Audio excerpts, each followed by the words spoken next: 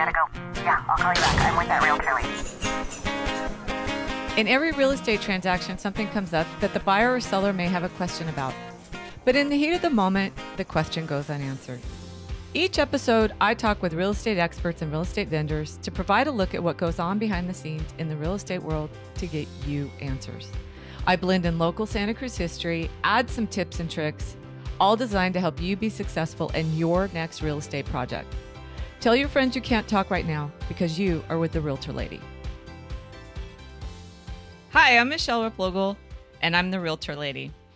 In this episode, I have asked Mark Messimer to be a guest. Mark is the Director of Industry Outreach and is with MLS Listings here in Northern California. Today, we're going to talk about the multiple listing service and how it fuels the listings you see on the internet.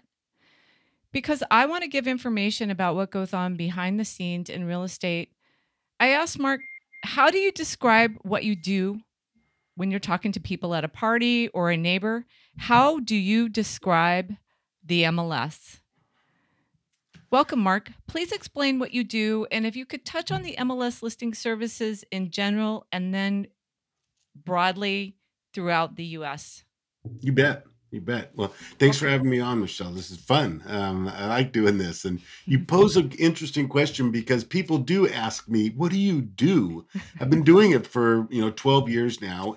And I am the director of a group of people who reaches out to our industry. So I reach out to realtors like yourself. I reach out to your brokers.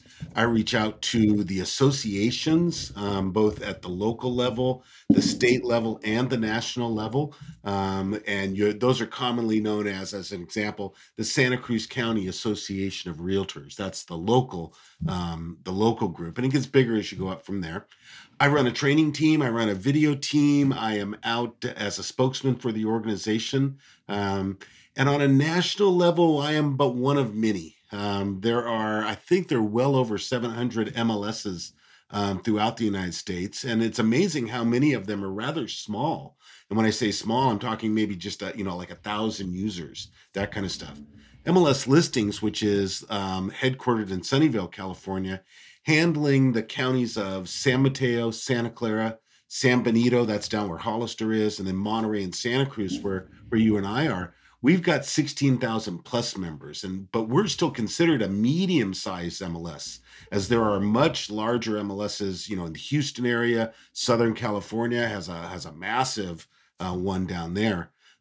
But as I said, there are many of us throughout the nation, some very large, some very small, some very technically oriented, tech savvy, as I'll say, as we need to be here in Silicon Valley and the surrounding counties, and others, just working it off I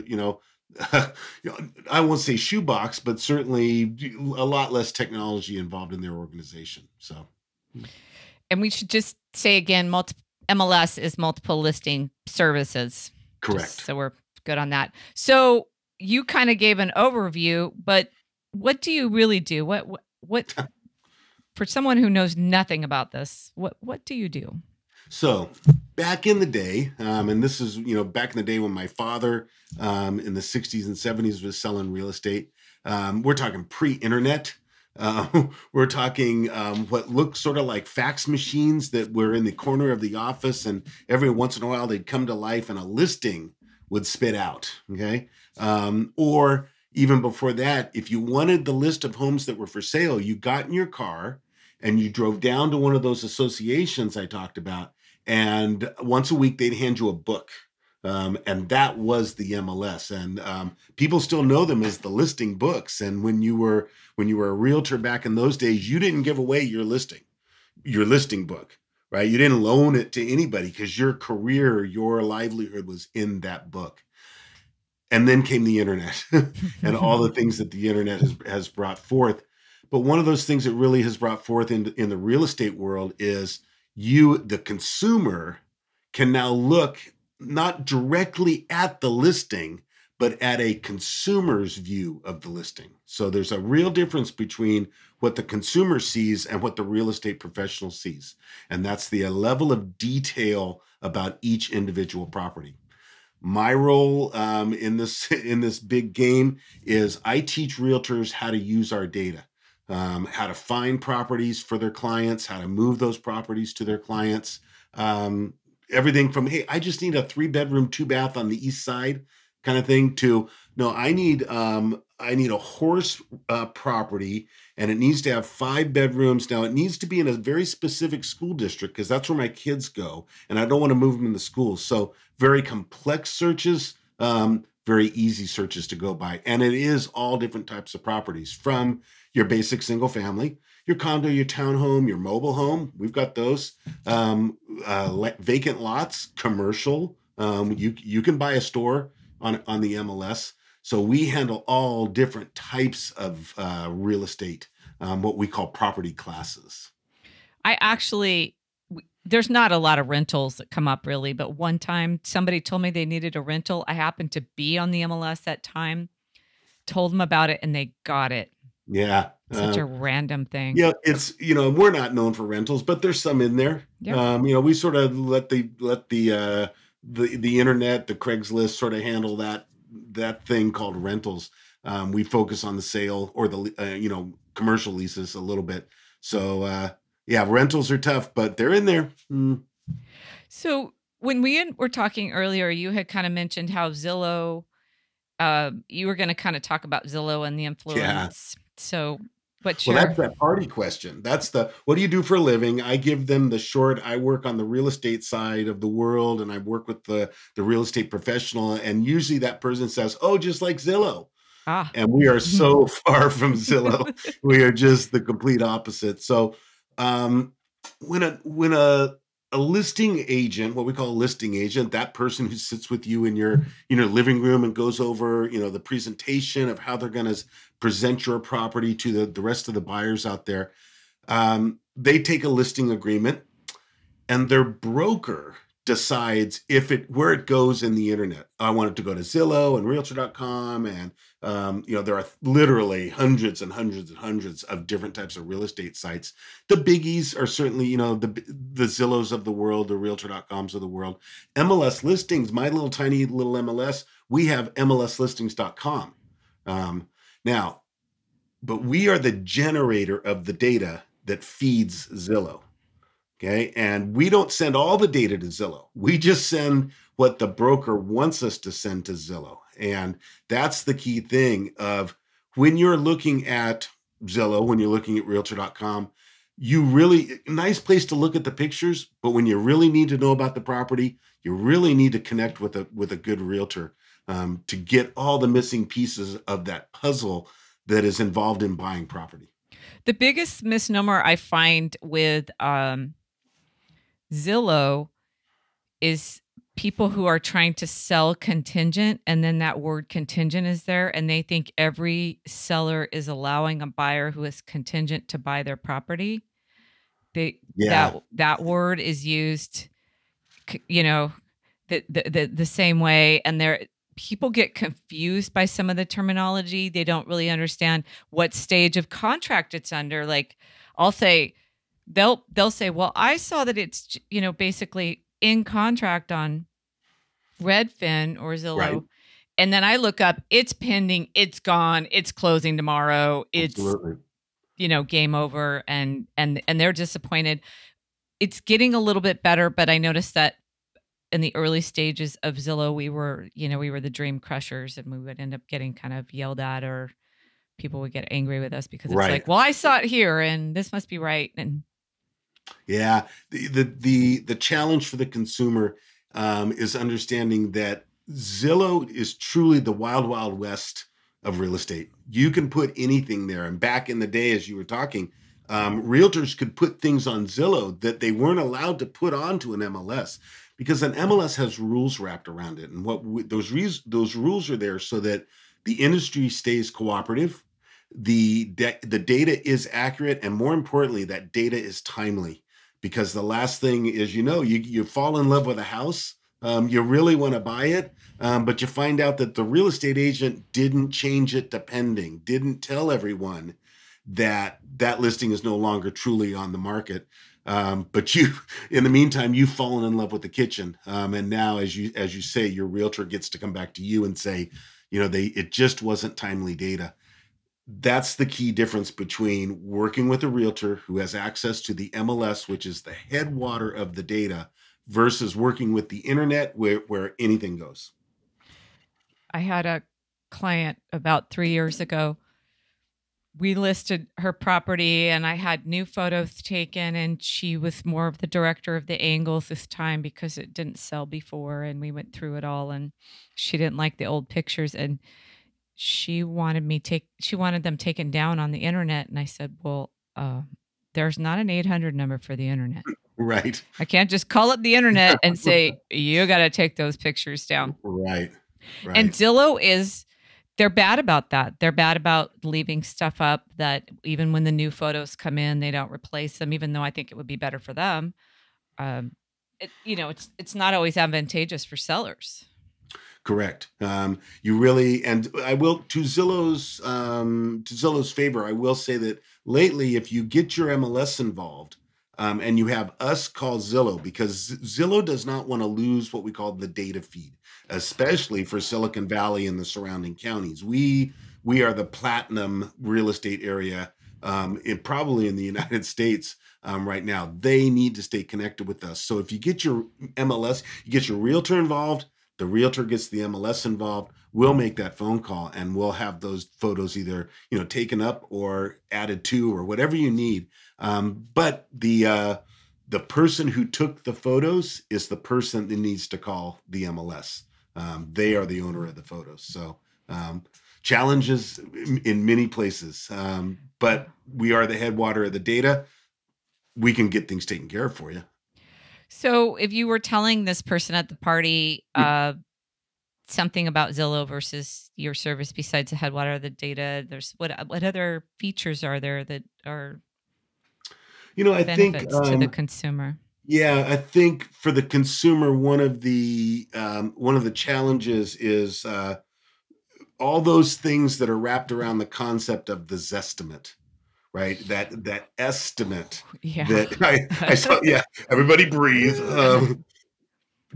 Talk about challenges in the early days. Right here comes this organization. No one knew their name. What's a Zillow? Right. And then they started coming out with their own pricing. Right, we think your house is worth X. Right. In the beginning of those things, here's where the challenging came from. Zillow liked to take a look at a complete zip code. Okay. So let's take a look at 950. I think it's 30. Is that the Santa Cruz area?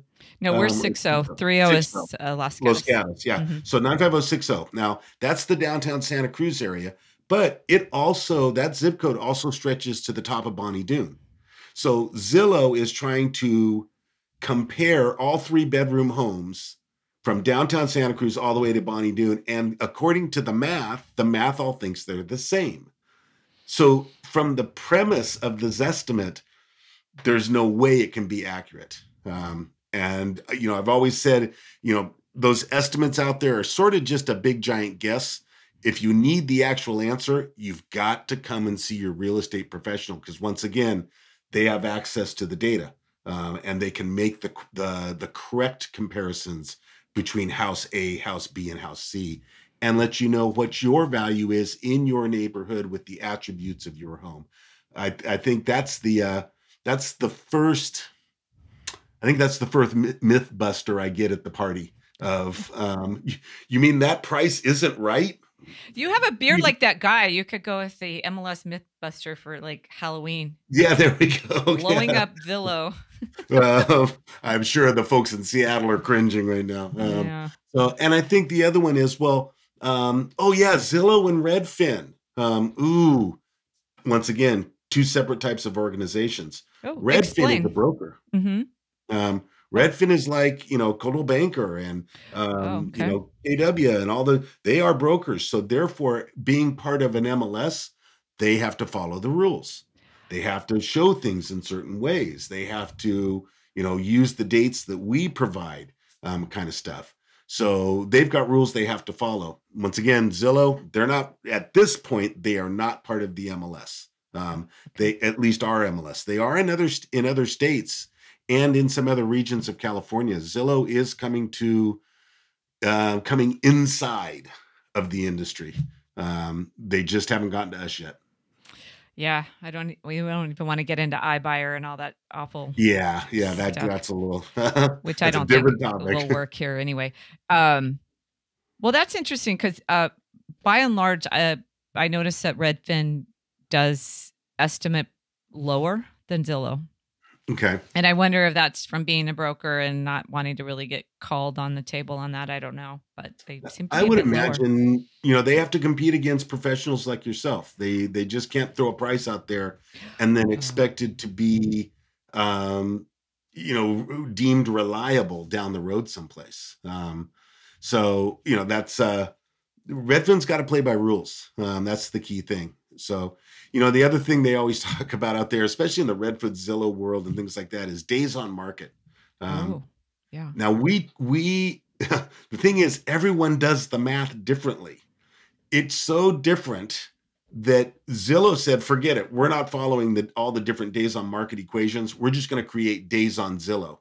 And so if you look at those websites, they say days on Zillow, but it may have not gotten to Zillow for, it went on the MLS first and then it got to Zillow 10 days later.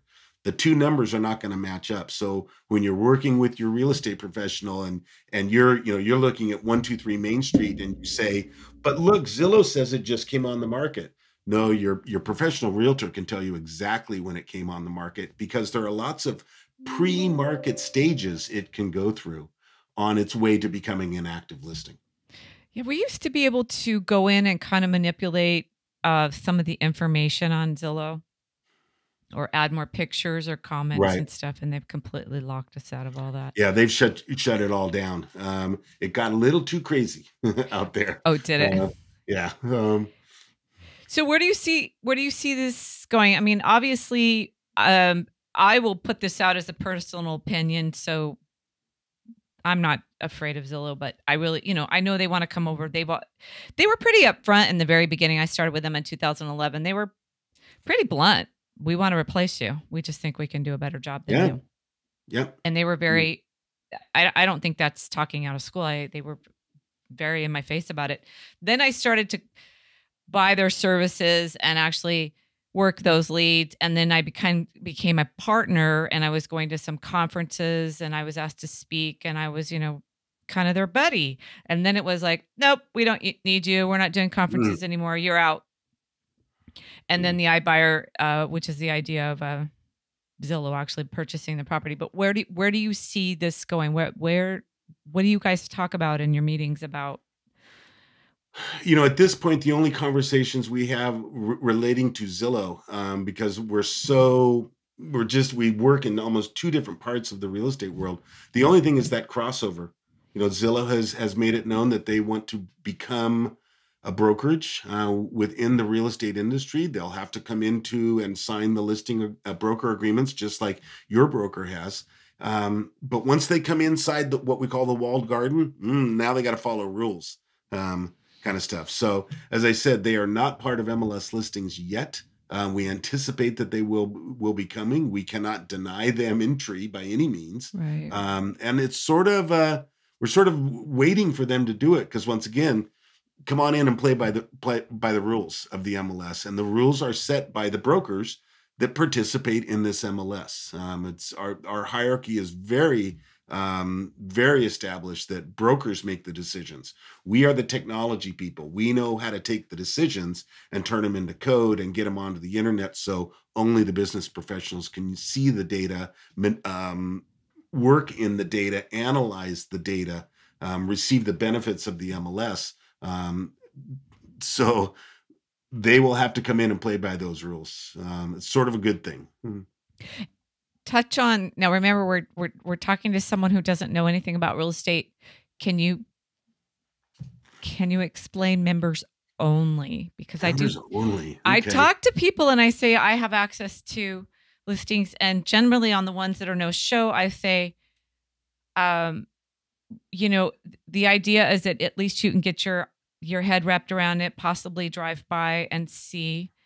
Right. Because it's so competitive. But yeah, let's start it from the listing agent side, right? The person the homeowner's actually signing that listing agreement with. let's take the words coming soon, because that's sort of what's been out there forever. Hey, it's coming soon, Okay. right? But pretty soon, what we saw in the MLS was it's coming soon for the 8th month, right? And it's so coming soon sort of lost its meaning out there in the world. So early last year, the National Association of Realtors, NAR, came down with this new rule, and the rule stated basically that if a realtor shows it to one realtor, they must show it to all realtors.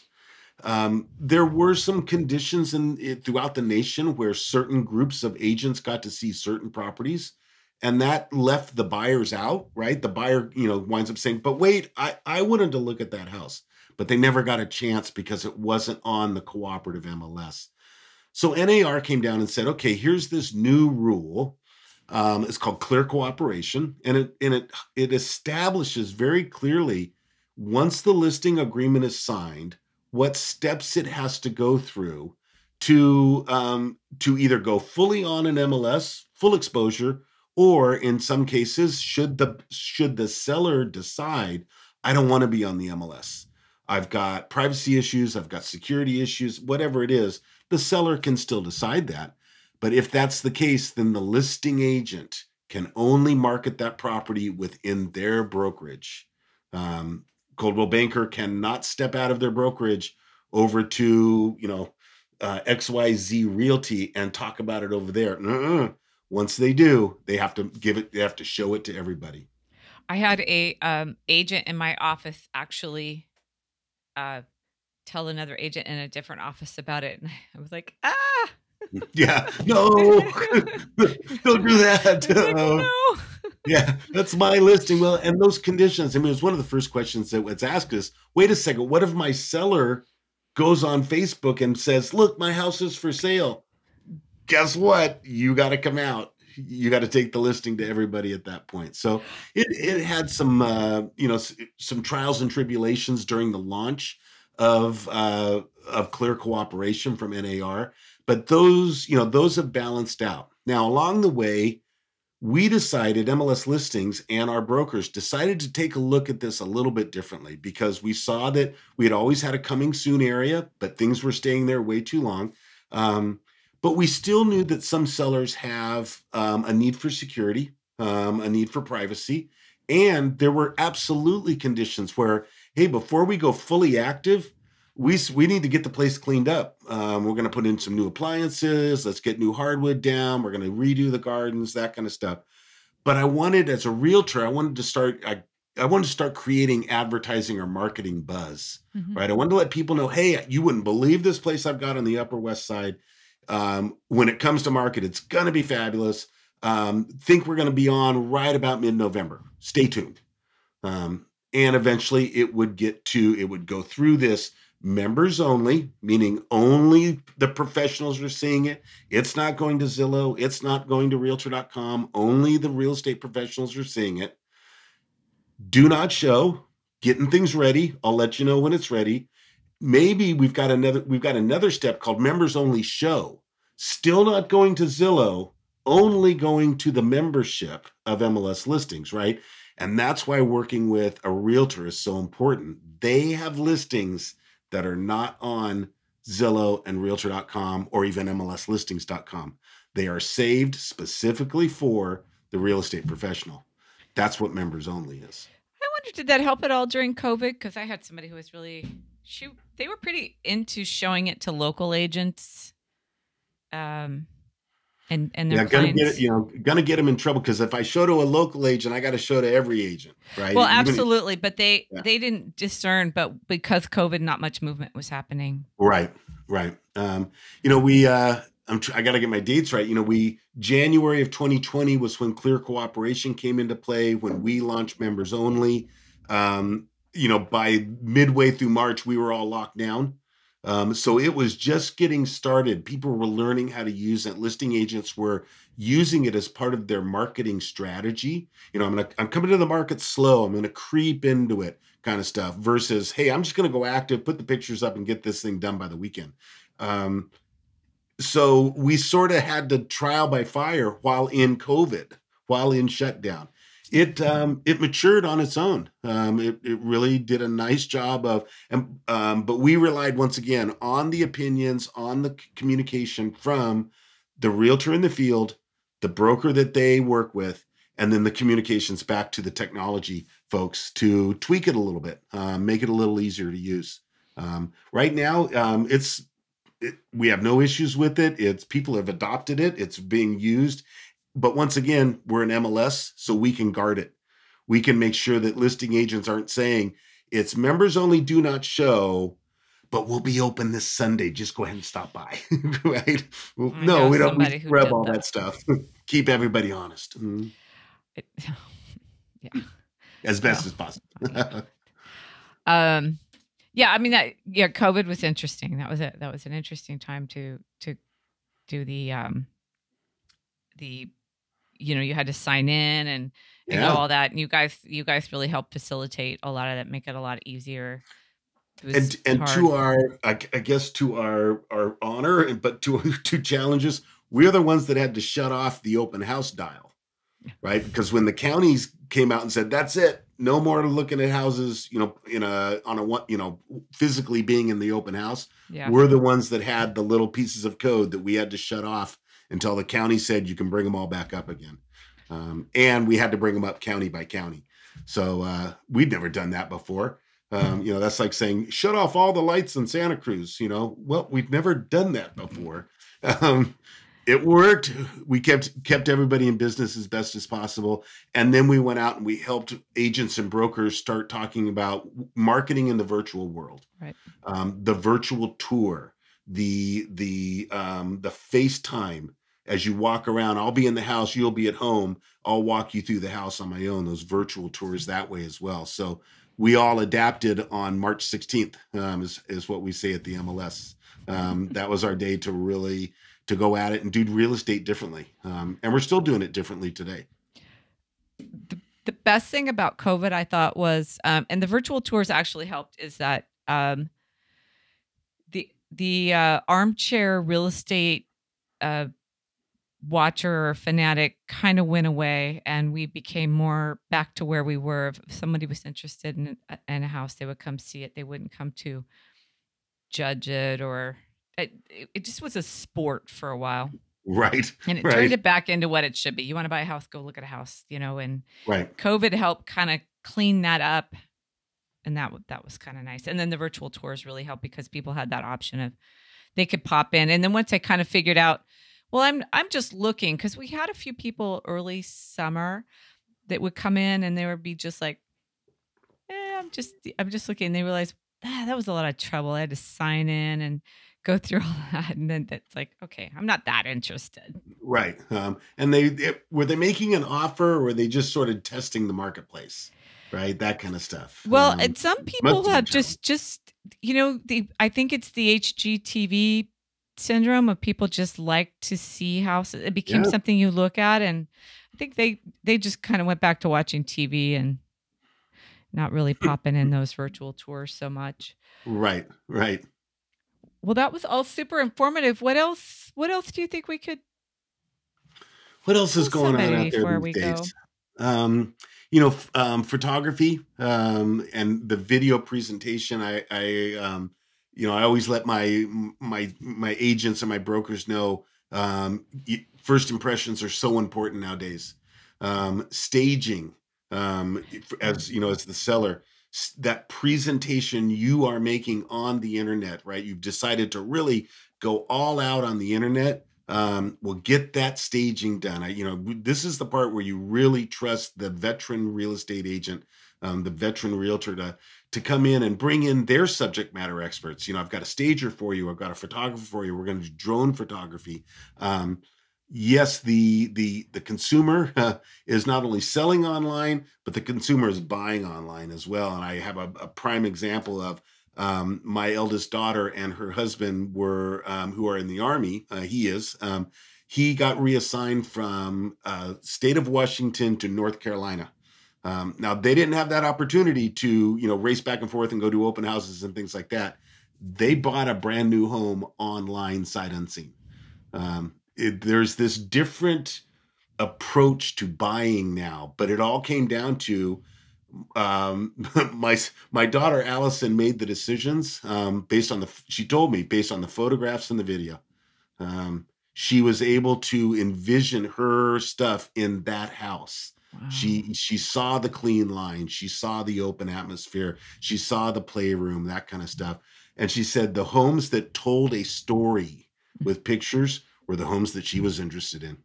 Wow. So, I highly recommend the sellers out there, listen to your professional realtor. They'll tell you, they'll show you, they'll walk you through telling that great story that buyers will be attracted to. I sell a couple houses virtually every year. The only thing, my last buyer, she said I should have checked the lighting more because she liked that it was so close to a tree, but it was darker in the afternoon. So the only thing I would say is if you're doing that, ask the realtor to turn off the lights. Yeah.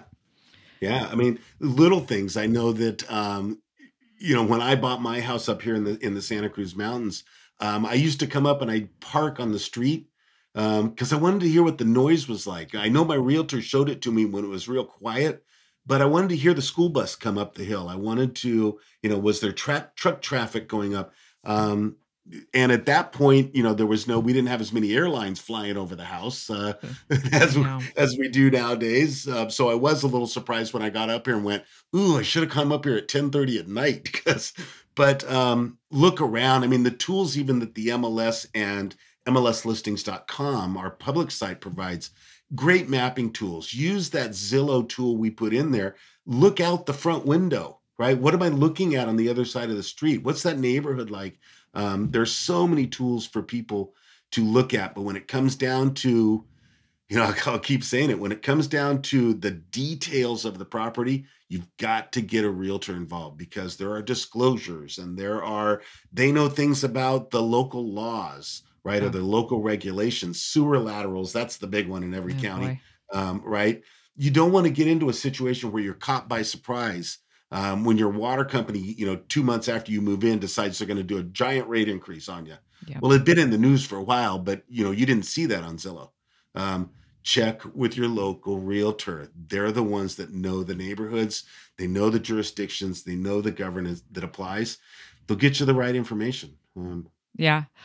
It's interesting to me because I can look at a listing and I could tell so much information by that. And I could give that piece of paper to like a new agent and it doesn't mean anything to them at all. And there's so much data in there for me. There's days on market, the agent, the where that agent is from, if they're local. There's just so much in there. So much involved. Absolutely.